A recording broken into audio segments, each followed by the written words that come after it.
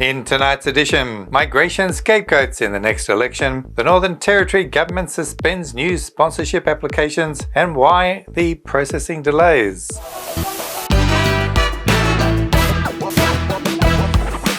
Hi, I'm Karl Konrad and welcome to our weekly edition of Australian Immigration News. This channel is proudly brought to you by Australian Immigration Law Services, the company I founded in the heart of Sydney more than 26 years ago.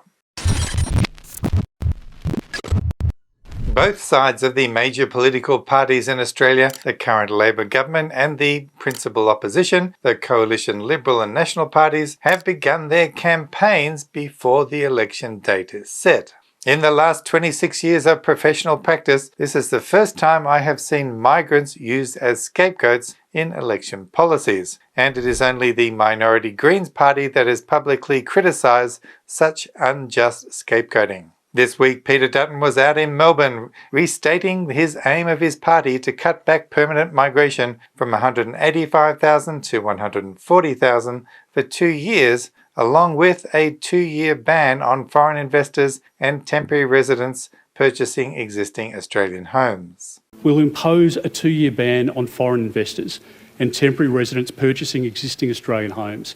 We will reduce the permanent migration program by 25% for 2 years, from 185,000 to 140,000, and will return it back over the next couple of years to more sustainable long-term levels. There was no detail provided how such a cut would be managed in the annual planning levels. However, given the delays in the family and skilled migration processing times, we find it hard to believe that such a cut would be possible to achieve.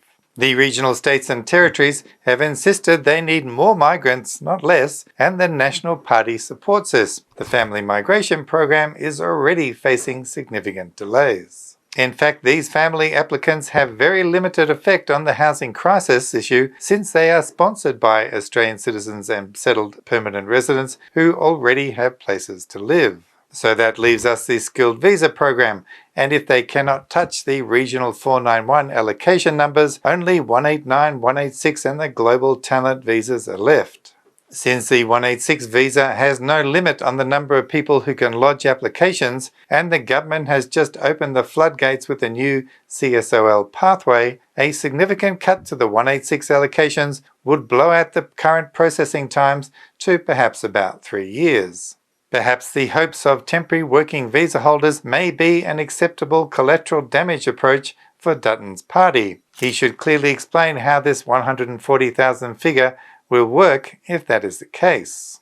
The Labor Party seems set on its current targets for migration and is not presenting any significant cuts to the permanent programs. They seem satisfied using international students as their migration scapegoats and are taking the new Direction 111 as their silver bullet approach to reduce numbers. The Northern Territory government has suspended its nomination applications until the next financial year as they have enough to fill their current allocations. On their website it states, to manage the large number of applications received against the limited allocation of nominations given to the Northern Territory, we have suspended our online portal for new applications. All applications received before the suspension will continue to be assessed, and those who meet the eligibility criteria will be issued nominations. Fortunately, the government has demonstrated compassion to allow certain people to apply despite the suspension in 2 specific scenarios. Firstly, those who have visas expiring before 1st of July 2025 and are not eligible for a temporary graduate visa. This is an excellent consideration for those over 35 who are caught by the age change rule. Secondly, those who are due to become ineligible for the GSM program due to attaining a certain age before the 1st of July, for example, turning 45 or losing points for age, which would bring your total of migration points to below 65. Now, regarding how a department should be run, the processing delays for skilled visas are reaching ridiculous levels, as many of our viewers like Ankit wrote in highlighting the increased waiting times. He writes, "Kindly help to make a video on 190 visa processing time. It's becoming close to 2 years for many of us." The real problem is, Ankit, is the government's planning levels set every financial year, which is important due to Section 86 of the Migration Act. This section states, Section 86 of the Act provides that once the maximum number of visas of the class or classes is reached, no more visas of the class or classes may be granted in the financial year. However, for partner visas, where the sponsor resides in Australia, they are not meant to be affected by Section 86. In the last couple of years, because the large number of invitations issued to visa applicants did not closely match the planning levels, a backlog has been created. In the case of the 186 Employee Nomination Scheme visa, which for non-priority applicants is now taking over 18 months, this visa does not work on an invitation basis. Clearly, the number of people applying for the 186 visa outstrips the planning levels, and unless the government dramatically increases the planning levels for this subclass, the processing delays will get longer. These processing delays hit the single applicants for the points visas the hardest. In most case scenarios, they cannot marry without having their visas refused. Concerning the 191 visas, they should not be affected by Section 86.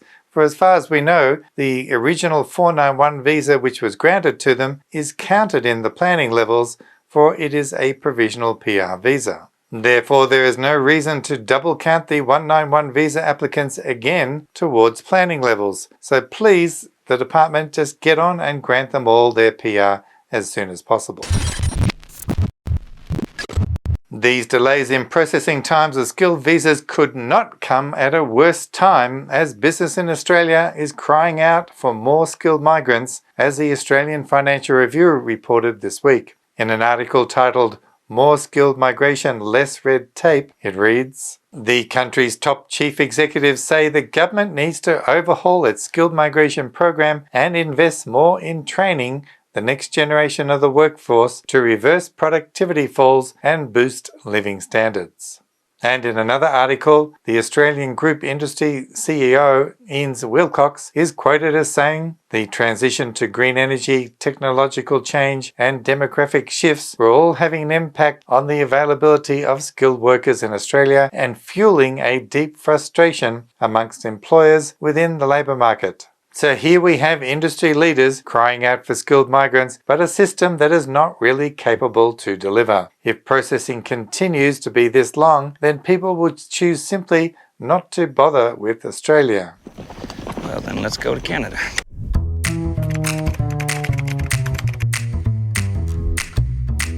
And for a heartwarming comment for the week from Therese. Hi Karl, just wanted to say thank you all for your hard work and dedication in putting up awesome informative videos. We received our PR late in 2024, finally, after waiting for our invitation for more than 3 years. From student visa to temp grad to PR, we did them ourselves and you have been part of that journey. More power and have a wonderful 2025 to you and everyone who is still on their visa journey. Thanks Therese, much appreciated, and we are so happy to have helped you on your way. With the election due to be called any time now, migration will still be an issue for debate between the two major parties in Australia. It's going to be a hot topic to cover in the next couple of months, so stay tuned. As always, if you need help, we are always here. You can book a consultation online on our website, but if you need an earlier time, just pick up the phone to see if we can squeeze you in. Don't forget to subscribe to support the channel and ensure you don't miss anything. As always, take care out there and I'll see you next time. So, bye for now.